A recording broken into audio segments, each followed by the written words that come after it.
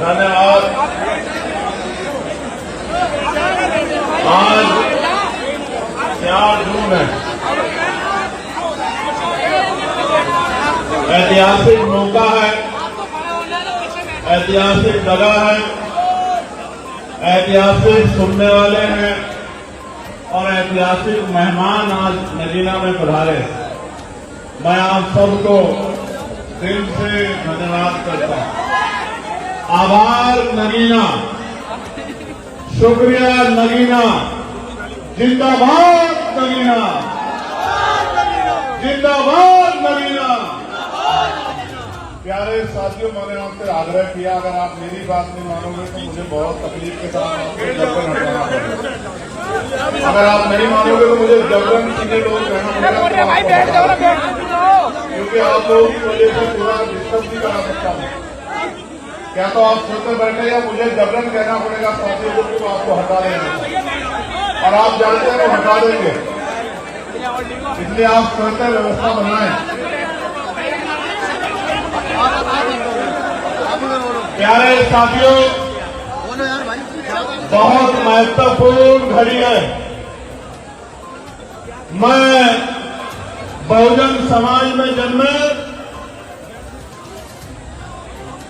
सभी संतों गुरुओं महान पुरुषों को नमन करता हूं और नगीना के जो साथी गली नगीना शहर के उनसे कहूंगा कि बैठ जाओ, आप ही का दिन है, अपने कार्यक्रम को कामयाब बनाओ।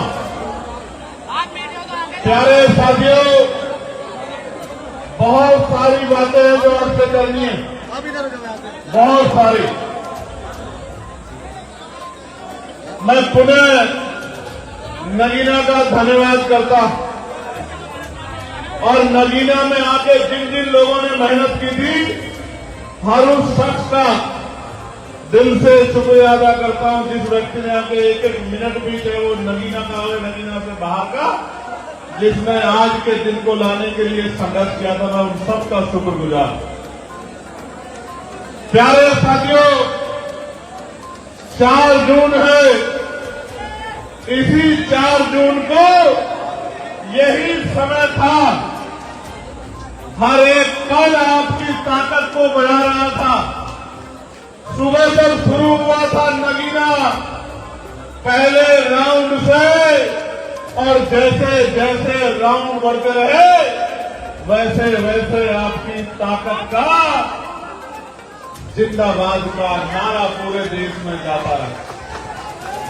लड़ाई तो यहां पर थी, लेकिन नजरें देश के लोगों की, दुनिया के लोगों की नजरें नगीना पे थी, नगीना पे। हर एक शख्स जो इस आंदोलन से प्यार करता है, वो चाहे ऑस्ट्रेलिया में रहता हो या अमेरिका में, वो यूरोप में रहता हो या सऊदी अरब में, कतर में, दोहा में, मक्का में रहता हो या काबा में, जिसके दिल में भी प्यार था, वो यही देख रहा था कि नगीना के परिणाम क्या हो। हर राउंड में आपकी ताकत बढ़ती रही, हर राउंड में आपकी हिम्मत बढ़ती रही।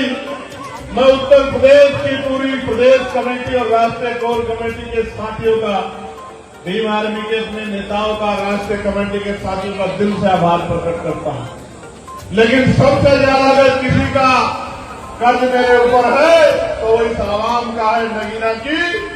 मैं आज वचन देके कहता हूं कि जो वादे मैंने आपसे किए हैं वो एक एक वादा सच्चा है, और मैं मिट तो सकता हूं, आपके वादे को पीछे नहीं जाने दे सकता। मैं आपको विश्वास दिलाता हूं।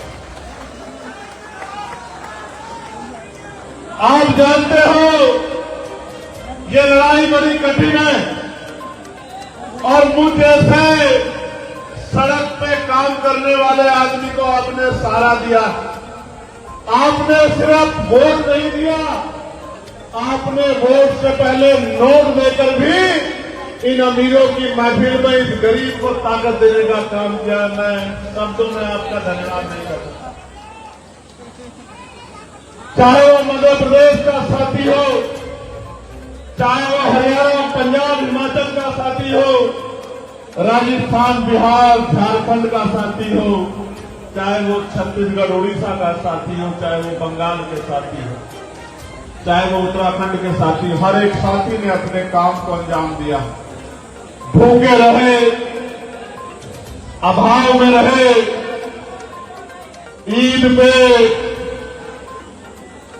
ईद के 5 महीने में भी घर नहीं लौटे।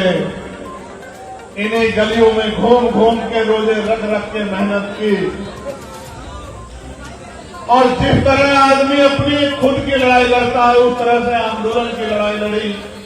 मेरे पास सब नहीं, मैं आभारी भी हूं, कुछ चीजों को लेकर गुस्सा भी हूं प्रशासन और शासन और सरकार से, लेकिन भावुक भी हूं आपके प्यार के लिए। मेरे पास सब नहीं है आपके लिए। मैं अपनी माओ को, अपनी बहनों को, नौजवान भाइयों को, बड़े बुजुर्गों को, तमाम उन साथियों को, चाहे वो हमारे आलिम रहे हों, इमाम रहे हों, मुफ्ती रहे हों, मौलाना रहे हों, सबका धन्यवाद करता हूं। और चाहे हमारे जगत गुरु सदगुरु रविदास जी महाराज को मानने वाले, भगवान वाल्मीकि महाराज को मानने वाले, गुरु नानक जी को मानने वाले तमाम हमारे संत गुरु रहे हो, तथागत गौतम बुद्ध जी को मानने वाले हमारे संत रहे हो, सब लोगों ने एक से एक बढ़ के काम किया। चाहे वो हमारे मिशन 78 के साथी हों, लीगल सेल के साथी हों, युवा मोर्चा के साथी हों, मेल कमेटी के साथी हो, सब लोगों ने अपनी तरफ से काम किया। न कोई जाति थी, न धर्म था। हर एक आदमी के दिल में यह एहसास था कि हमें ताकत बनानी है, चाहे दिल्ली का मेरा भाई हो और चाहे गलियों में काम करने वाले मेरे यहाँ के कर्मचारी हो, कोई पीछे नहीं था। हर एक आदमी आगे बढ़ के काम कर रहा था। और फिर वो दिन भी आया, आप ये काम छोड़ के मिशन का पत्रकार बन जाओ और नौकरी रोजगार की वजह वीडियो फोटोग्राफी का काम शुरू कर दो, शायद कुछ आमदनी होने लग जाएगी, क्योंकि मानते तो आप लोग किसी की हो नहीं। नौजवान जो है वो मानते तो है नहीं। ऐसा फिर कोई सीनियर आदमी हटाएगा तो कहेगा कि देखो हमारा अपमान हो गया, हमको हटा दिया, धक्का लग गया। मैं सीनियर लोगों से कहूंगा कि वो अपने आप यहाँ जिम्मेदारी को उतरे, कैमरे रखने छोड़ के। जो सीनियर साथी स्टेज की लीडरशिप आए और यहाँ बीच में अगर एक आदमी भी डिस्टर्ब न करें, यहाँ बैठे जाने तो बस इनके बीच में आ जाओ। यहाँ कोई वीडियो कैमरे के लिए भी खड़ा होना चाहिए। यहाँ मीडिया के लोग रहे और कोई व्यक्ति इस तरह से खड़ा ना हो जिसको आप जानते हैं कि वो आंदोलन का काम कर रहा है। और ये बीच में से भी खाली कर दो, आप लोग सब लोग बीच में से खाली कर दो, तब ये लोग भी थोड़े से पीछे हो जाओ तो मैं अपनी बात को आगे बढ़ा सकूं। आप लोग खड़े हो गए, आपने पूरा डिस्टर्ब कर दिया, वो परेशान हो गए। आप लोग हट जाओ, यहाँ थोड़ा ना करता हूं। प्यारे साथियों, एक शिकायत आपको मुझसे है और अगले 8-9 महीने रहेगी। अगले 8-9 महीने में आपकी उस शिकायत को दूर नहीं कर पाऊंगा कि हमारे बीच में आ नहीं गए हैं। उसका कारण आपने मुझे ताकत देकर लोकसभा भेजा। आप अपने दिल पे हाथ रख के बताओ, क्या कोई ऐसा सत्र गया कि नगीना के लिए आवाज न उठी हो? बताओ अपने दिल पे हाथ रख के। एक ऐसा सत्र गया कि नगीना के हकों के लिए आवाज न उठी हो पार्लियामेंट में? एक भी ऐसा सत्र नहीं गया जिसमें नगीना को हक अधिकार मिले। समाज को किसी ने रोका? जोर शोर से उठी, महतोल की आवाज उठी, नगीना की आवाज उठी, शेरकोट की आवाज उठी, सहसपुर की आवाज उठी, सियोराल की आवाज उठी, नींदरू की आवाज उठी, जलालाबाद की आवाज उठी, नजीबाबाद की आवाज उठी, सहारनपुर की आवाज उठी, कीरतपुर की आवाज उठी। चाहे रेलवे का विषय हो, चाहे रोजगार धंधों का विषय हो, चाहे मील का विषय हो, किसानों की आमदनी का विषय हो, न्यूनतम वेतन का विषय हो, या जुल्म जातीय अत्याचार के खिलाफ विषय हो, चाहे मस्जिदों का मामला हो, मदरसों का मामला हो, खानकाहों का मामला हो, या कहीं भी किसी पर जुल्म हुआ हो, वो किसी भी समाज की बेटी हो, हर जगह की आवाज नगीना से उठी। ये आपने पार्लियामेंट में देखा। प्यारे साथियों, ये जो शिकायत है मैं इसको भी दूर कर सकता हूं, लेकिन नगीना से जो ताकत बनी थी, उस ताकत से भी पार्लियामेंट में आवाज उठ के और सिर्फ सड़कें, बिजली की लाइन, नालियां, खड़ंजे, यही काम हो सकते हैं। और आपने सिर्फ इन कामों के लिए मुझे लोकसभा में नहीं भेजा है। ये काम तो पहले भी छोटे मोटे तौर पे होते रहे हैं। इस जुल्म के खिलाफ आपकी आवाज बनने के लिए आपने मुझे नगीना में भेजा है। जो जुल्म हो रहा है उत्तर प्रदेश में और देश के अंदर जो जुल्म हो रहा है, संविधान की रक्षा के लिए, बहन बेटियों के सम्मान के लिए, नौजवानों को हक अधिकार दिलाने के लिए आपने मुझे नगीना से दिल्ली भेजने का काम किया। मैं वचन देके कहता हूं, 8 महीने का संघर्ष और है। उस 8 महीने के बाद फिर आप मुझसे कहना कि हमारे गांव में हमारा भाई नहीं पहुंच पाया। एक एक गांव को मैं दोबारा से जाके उनका शुक्रिया अदा भी करूंगा, उनके काम भी कराने के लिए पूरी ताकत लगाऊंगा। इन 8 महीनों में क्या होगा? इन 8 महीनों में आपकी ताकत कई गुना बढ़ेगी। और मैं आज कहता हूं, यह ऐतिहासिक जन सैलाब गवाह है कि उत्तर प्रदेश नगीना से चलेगा। मेरी बात को आप याद रखना, मेरी बात को लिख लेना। आज क्या नहीं हुआ? आज क्या नहीं हुआ? पहले हमारे सीनियर लीडर्स को डिटेन किया गया, घर पे पुलिस ने बंधक बनाया।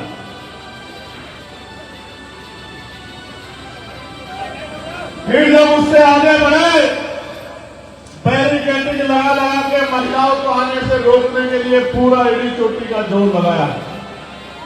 फिर जब उससे आगे बढ़े, हमने अपनी आंखों से देखा कि 2 दिन पहले मुख्यमंत्री यहां आके कह के गए कि सत्ता परिवर्तन यात्रा कामयाब नहीं होनी चाहिए किसी भी कीमत पर।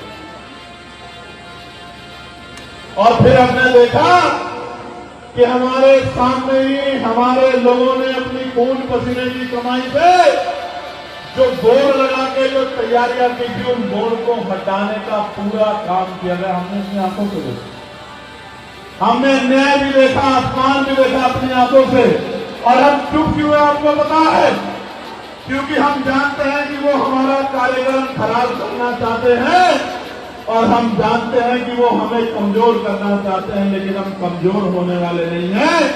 उनके किसी भी हथकंडे में आके, एजेंडे में आके आज हम पुलिस के भाइयों से लड़ना या ये काम नहीं करने वाले जो यहां की सरकार चाहती। मैं आपको बधाई देता हूं कि लखनऊ में बैठे मुख्यमंत्री आपकी यात्रा से डर गए, इसीलिए आपको रोकने का काम कर रहे हैं। ये डरपोक सरकार, इनके डरे हुए मंत्री, इनके डरे हुए मुख्यमंत्री एडी चोटी का जोर लगाते रहे कल से लेकर आज तक कि सत्ता परिवर्तन यात्रा। और प्रशासन और पुलिस को मैं क्या कहूं? मैं तो जानता हूं कि प्रशासन और पुलिस तो सरकार की होती है। आज सत्ता में हम लोग नहीं है तो हमारे बैनर भी फटेंगे, हमारी मां बहनों को भी रोका जाएगा, हमारे लोगों को डराया भी जाएगा, पुलिस भी भेजी जाएगी, हमसे भी सवाल होंगे। हम हर एक सवाल का जवाब देंगे, जमीन पर उतर के देंगे, अपने खून से सीख के देंगे, क्रांति से देंगे, लेकिन रुकने वाले नहीं। ये बात मैं आपसे बताना चाहता हूं। क्या नहीं किया गया, कितने जोर लगाए गए। और जब से नगीना हुआ, आपको पता है क्या हुआ? हर 8वें दिन 10वें दिन मुख्यमंत्री पश्चिम उत्तर प्रदेश आते हैं, क्योंकि वो कहते थे 2014 में कि हम गुजरात मॉडल बनाएंगे, गुजरात मॉडल। उनके लोगों को समझ आ गया कि गुजरात मॉडल क्या है। और मैं आज आपसे कह रहा हूं कि हम उत्तर प्रदेश में नगीना मॉडल, देश में नगीना मॉडल लागू करेंगे। क्या है नगीना मॉडल? नगीना मॉडल वो है जो अपने हक अधिकारों के लिए लड़ना जानते हैं, जो अन्याय का मुकाबला करना जानते हैं, जो जुल्म के खिलाफ बगावत करना जानते हैं और जो जुल्म का मुकाबला सीना तान में करना चाहते हैं, वो है नगीना। प्यारे साथियों, मैं तो जब तक जीऊंगा इस कर्ज को उतारता रहूंगा। मगर मैं आज आपसे कुछ कहना चाहता हूं। अगर आजाद समाज पार्टी ताकतवर होती है तो आपके हिस्से में क्या आएगा ये मैं आपको बताना चाहता हूं, और ये आपको जानना भी चाहिए। सिर्फ नारों से काम नहीं चलेगा, सिर्फ इधर उधर की बात करने से काम नहीं चलेगा। मैं जो बात आज आपके सामने कहूंगा, ये इंदिरा बाल भवन गवाह रहेगा। आप सब लोग गवाही दोगे इस बात की कि एक एक चीज को हम लोग पूरा करने का काम करेंगे। इस मंच से 4 जून को मैं आज आपको ये वादा करने वाला हूं। जो हम कहेंगे वो हम करेंगे, और जो करके भी आपके आंसू पूछे जाएंगे वो हम करने के लिए 24 घंटे तैयार रहेंगे। मेरी बात को आप याद रखें। मैं नगीना में ना नेता कल था ना आज हूं।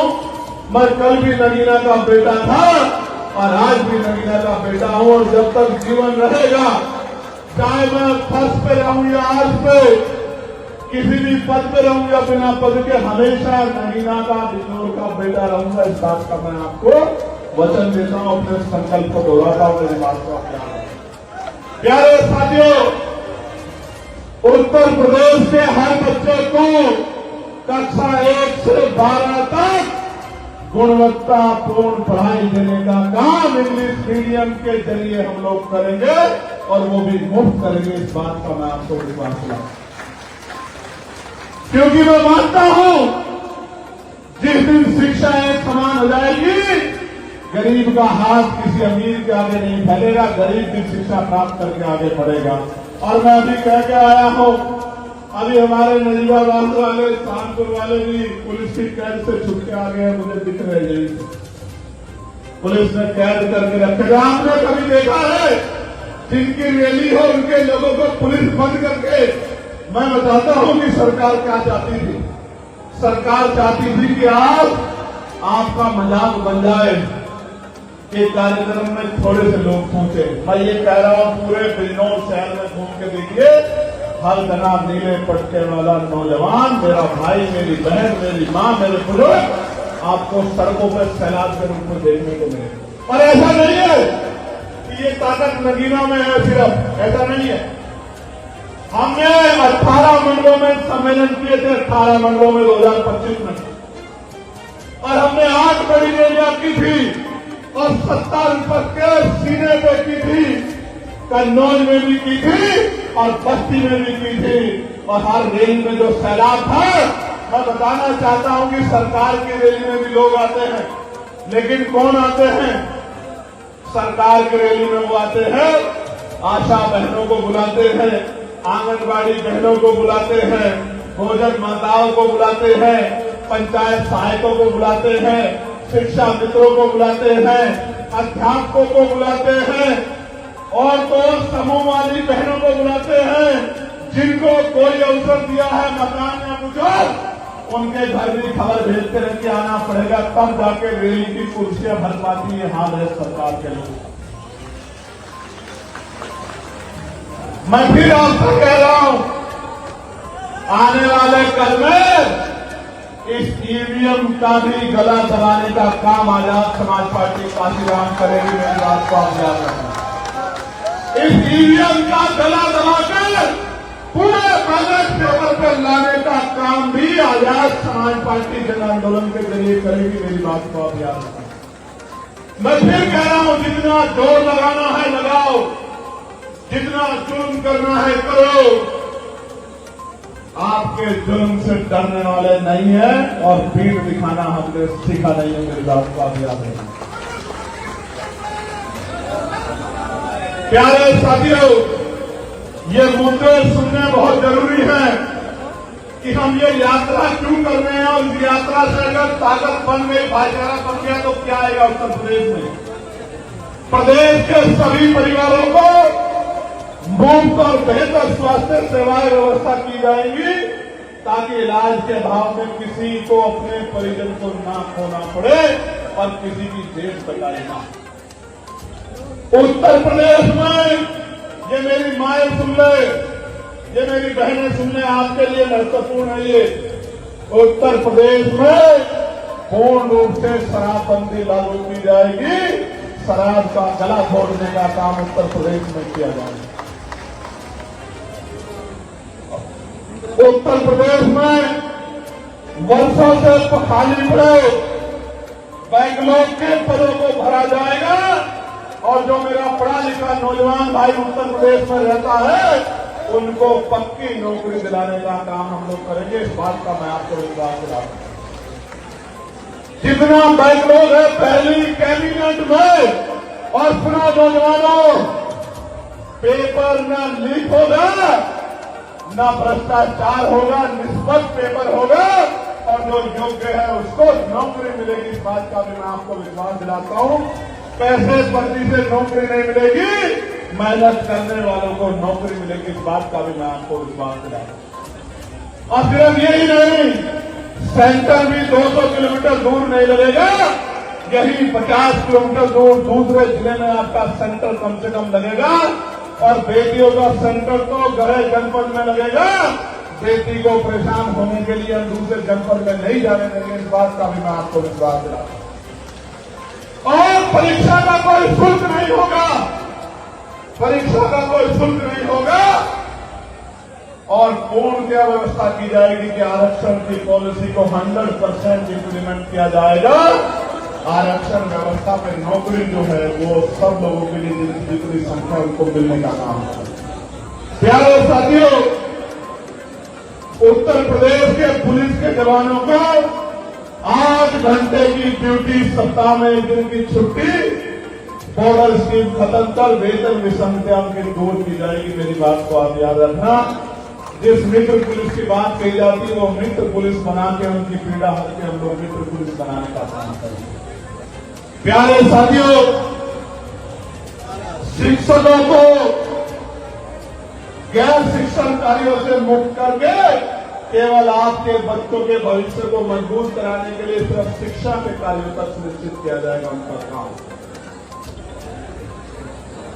प्रत्येक नागरिक की सुरक्षा सुनिश्चित करने के लिए मजबूत और जवाबदेह कानून व्यवस्था लागू की जाएगी। और कहीं भी किसी दफ्तर में कोई अधिकारी कर्मचारी काम करने के नाम पे घूस मांगेगा तो उसको सख्त से सख्त कार्रवाई करके मुकदमा दर्ज करके जेल भेजने का काम हम लोग करेंगे। घूस कोई भ्रष्टाचार नहीं करेगा। प्यारे साथियों, महिलाओं के लिए विशेष सुरक्षा कानून बनाया जाएगा और फास्ट ट्रैक कोर्ट की व्यवस्था की जाएगी। कर्मचारियों के लिए बुढ़ापे की लाठी यानी कि पुरानी पेंशन को उत्तर प्रदेश में पुनः बहाल किया जाएगा। इस बात का भी मैं आपको विश्वास दिलाता हूं। प्यारे साथियों, जनता को राहत देने के लिए 300 यूनिट बिजली फ्री दी जाएगी और प्रीपेड स्मार्ट मीटर को तिलांजलि देके पूरे 400-500 रुपए के बिल को वापिस लागू किया जाएगा सब्सिडी देके कि 24 घंटे बिजली की व्यवस्था हर घर तक पहुंचे और 4-5 हजार के लगभग 400-500 के बिल में उनको बिजली का लाभ मिले। किसानों को 24 घंटे बिजली के लिए मुफ्त बिजली की व्यवस्था उत्तर प्रदेश में हम लोग करने का काम करेंगे। इस बात का भी मैं आपको विश्वास दिलाता हूं। प्यारे साथियों, किसानों को उनकी फसल पे एमएसपी की, हर फसल पे एमएसपी की कानूनी गारंटी और उनके बिजली के बिल को, चाहे आम जनता गरीब लोग हो या किसान के बिजली के बिल को, उनके कर्ज को माफ करने का काम सरकार करेगी। खाने पीने की जो वस्तुएं उनमें मिलावट पे रोक लगेगी और मिलावट करने वालों पर कठोर कार्रवाई की जाएगी। तहसील स्तर पर आईएएस, आईपीएस, पीसीएस और अन्य प्रतियोगी परीक्षाओं के लिए निःशुल्क कोचिंग सेंटर कमजोर वर्गों के बच्चों के लिए खोले जाएंगे, बहुजन समाज के बच्चों के लिए। इस बात का भी मैं आपको विश्वास दिलाता हूं। मैनुअल सफाई प्रथा को पूरी तरह समाप्त कर मशीन आधारित सफाई व्यवस्था लागू की जाएगी और ठेकेदारी की जो कॉन्ट्रैक्चुअल लेबर का काम है इसको पूर्ण रूप से खत्म करके गरिमाई जीवन दिलाने के लिए कम से कम 20,000 रुपए न्यूनतम वेजेस जो 753 रुपए पार्लियामेंट में लड़ के हमने लागू कराया था। हर तरह के लेबर के काम के लिए मिनिमम 753 रुपए का दैनिक वेतन दिलाने का काम हम लोग करेंगे। इस बात का भी मैं आपको विश्वास दिलाऊंगा। चाहे कोई कहीं काम करे, रेडी पटरी वालों के लिए, छोटे परिवार व्यापारियों के लिए वेंडिंग जोन बनाकर सुरक्षित व्यवस्थित बाजार उपलब्ध कराए जाएंगे, जिससे कि उनको रोजगार मिले और पुलिस का डंडा भी उन तक नहीं पहुंचे, उनकी जेब भी ना काटी जाए। इस बात का भी मैं आपको विश्वास दिलाता हूं। खेल और खिलाड़ियों को बढ़ावा देने के लिए स्थानीय स्तर पर खेल योजनाओं को प्रभावी ढंग से लागू किया जाएगा और राज्य के स्तर पर अंतर्राष्ट्रीय स्टेडियम जिलों में बनाए जाएंगे। इस बात का भी मैं आपको विश्वास दिलाता हूं।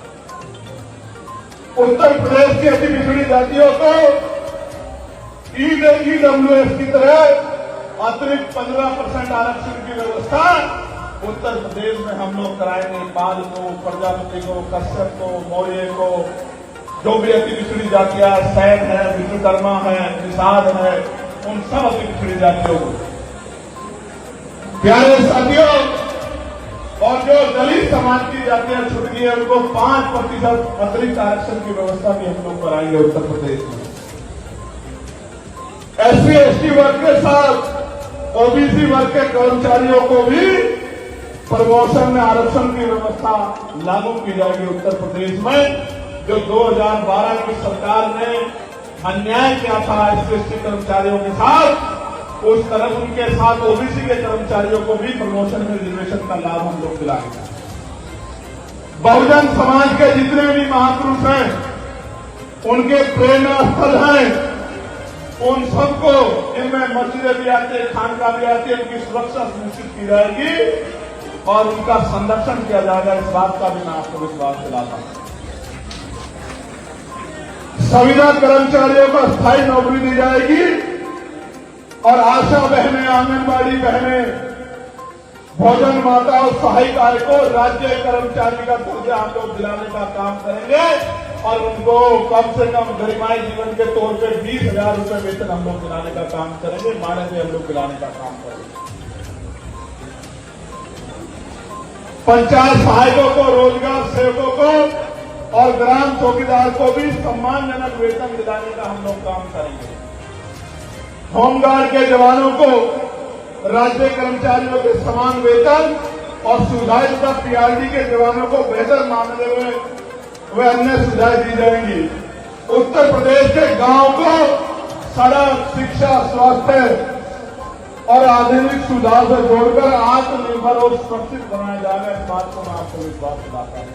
मैं गांव में जन्मा हूं और मैं जानता हूं कि गांव का जीवन कैसा है। इसलिए स्मार्ट शहर बने या न बने, सरकार पे हम लोग स्मार्ट गांव बना के रहेंगे। इस बात को मैं आपको कहना चाहता हूं। 69,000 शिक्षक भर्ती में जो घोटाला हुआ था, उनको, उन पीड़ित अभ्यर्थियों को उस भर्ती को तत्काल प्रभाव से पारदर्शी और न्यायपूर्ण भर्ती सुनिश्चित करते हुए उनको नौकरी दिलाई जाएगी। अभ्यर्थियों की सुविधा के लिए वार्षिक परीक्षा कैलेंडर जारी किया जाएगा तथा ताकि सभी परीक्षाएं तय समय पर पारदर्शी और निष्पक्ष तरीके से संपन्न कराई जाए। साथ ही परीक्षा केंद्रों को मैं पहले बता चुका कि नजदीक रखा जाएगा। उत्तर प्रदेश के हर बेघर परिवार को पक्का घर, हर भूमि, इनको भूमि की व्यवस्था कराई जाएगी और जो शहर में कमजोर वर्गों के लोग जिन पे घर नहीं है, आज कह रहा हूं 150 गज का प्लॉट और घर बना के देगी सरकार। मेरी बात को याद रखना, 150 गज से कम का घर नहीं, 150 गज का घर बना के देगी। जो शहर में गरीब लोग रहते हैं, पक्का घर देगी, जमीन मिलेगी, घर बना के देगी, सिर्फ जाके रहना पड़ेगा शहरी आवास योजना के तरह। इसलिए मैं आपको कहना चाहता हूं। और ग्रामीण क्षेत्रों में तो कोई बेघर नहीं बचेगा। इस बात को एफिडेविट ले लो आप मुझसे। प्यारे पत्रकारों की सुरक्षा, प्यारे साथियों, उत्तर प्रदेश में चल रही तानाशाही सरकार को हटाकर भारतीय संविधान के अनुरूप सरकार हम लोग चलाने का काम करेंगे। इस गुंडा राज को खत्म करने का काम करेंगे। सभी श्रमिक भाइयों को न्यूनतम वेतन, जिसका जिक्र मैं पहले कर चुका हूं कि न्यूनतम वेजेस यानी कि 753 रुपए से कम मजदूरी पे काम नहीं करने देंगे। न्यूनतम वेजेस जो केंद्र ने घोषित किए उसको लागू करा कर रहेंगे। उसके साथ साथ जो फर्जी इनकाउंटर किए हैं, घर तोड़े गए हैं, बुलडोजर चलाए गए, उन सबका स्वतंत्र आयोग बना के, निष्पक्ष आयोग बना के जांच होगी और जिन्होंने ये अपराध किया है उसे हर व्यक्ति को चिन्हित करके निर्दोष को सजा नहीं और दोषी बचेगा नहीं। कितने भी रसूखदार परिवार से जुड़ा व्यक्ति ना हो, अपराधी को सजा मिलेगी तो मिलेगी। मेरी बात को आप याद रखें। प्यारे साथियों, उत्तर प्रदेश में कहीं भी टोल के नाम पर गुंडागर्दी उत्तर प्रदेश की जनता के साथ नहीं होगी। उत्तर प्रदेश में टोल समाप्त किए जाएंगे, इस बात का मैं आपको विश्वास दिलाता हूं। टोल के नाम पर जेब नहीं कटेगी। पत्रकार भाइयों की सुरक्षा सुनिश्चित करेंगे और ग्रामीण क्षेत्रों के पत्रकार भाइयों को सम्मानित वेतन दिलाने का काम भी करेंगे और पेंशन भी दिलाने का काम करेंगे। मेरी बात को याद रखना। और शिक्षा मित्रों को नियमित कराने का काम भी करेंगे। अब मैं कुछ अपने बारे में भी कहना चाहता हूं, मेरी तरफ भी देखो। अगर आपकी ताकत बनी, 1 साल के अंदर उत्तर प्रदेश की कहां पलट जाएगी, इस बात का मैं आपको विश्वास दिलाता हूं। क्योंकि उत्तर प्रदेश में जो काम करने वाले लोग आएंगे वो बैंक बैलेंस बनाने के लिए नहीं, आपके आंसू पोछने के लिए काम करेंगे, आपको ताकत देने का काम करेंगे। मेरी बात को आप याद रखना। और जहां लोग खड़े हैं, ये आप जानते हो, हमने नगीना की 5 सीटों पर लोकसभा की भारतीय जनता पार्टी के प्रत्याशी को फूल चढ़ाने का काम किया, आपने देखा होगा। एफआईआर से वोट काट दिए गए। अगर आज एकजुट रहे, मैं फिर कह रहा हूं, किसी प्रत्याशी से कोई पैसा नहीं लिया जाएगा, उसके काम के आधार पर उसका अवसर दिया जाएगा और जनता के सेवक के रूप में वो काम करेगा। जैसे चंद्रशेखर आजाद आपके बीच में खड़ा है, हर एक प्रत्याशी विधायक बन के आपके बीच में खड़ा होगा। और बिजनौर में तो ऐसी स्थिति है, नजीराबाद वालों सुन लो, ऐसी स्थिति है बिजनौर में, सहारनपुर वालों कि आठों की आठों विधानसभा आजाद समाज पार्टी काशीराम का गठबंधन, जो जनता का गठबंधन जीत से जाएगा। अपनी बात को याद रखें और हिस्सेदारी में भी कमी नहीं रखेंगे। पूरे उत्तर देश में दलितों को भी, पिछड़ों को भी, मुस्लिम भाइयों को भी, अति पिछड़े भाइयों को भी, सबको संख्या के आधार पर भागीदारी देंगे। और जो बच जाएगा उसको जिला पंचायत बनाएंगे, चेयरमैन बनाएंगे, जिला पंचायत अध्यक्ष बनाएंगे, सांसद बनाएंगे। उसके लिए फिर से मेहनत करेंगे।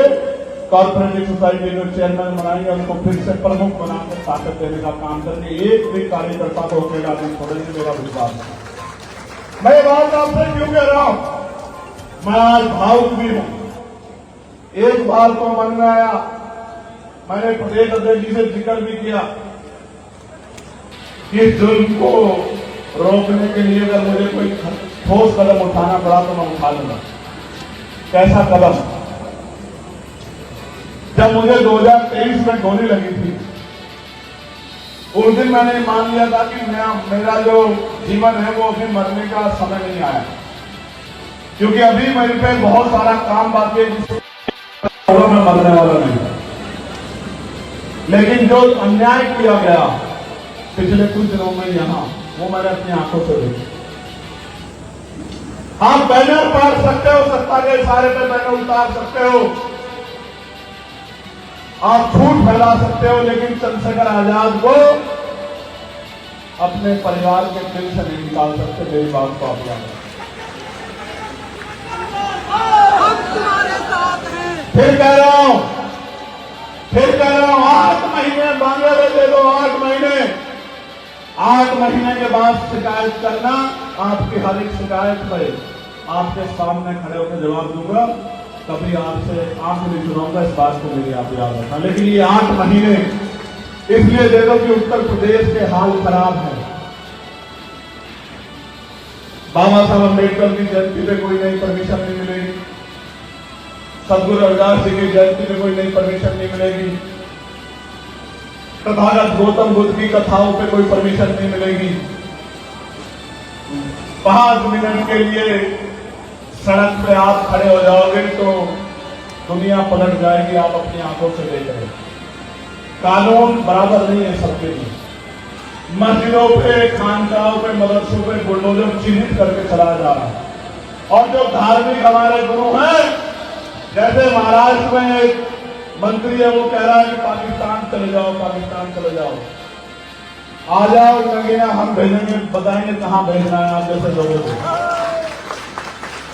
और हमने कहा था कि अपनी सरकार के लोगों से कहो कि वो भी आ जाएं, जो अपने आप को कहते हो कि बहुत बड़े नेता। नगीना में, बिजनौर में आओ, स्वागत करेंगे आपका। मेरी बात को अब याद रखना। आओ यहाँ आके दिखाओ ताकत।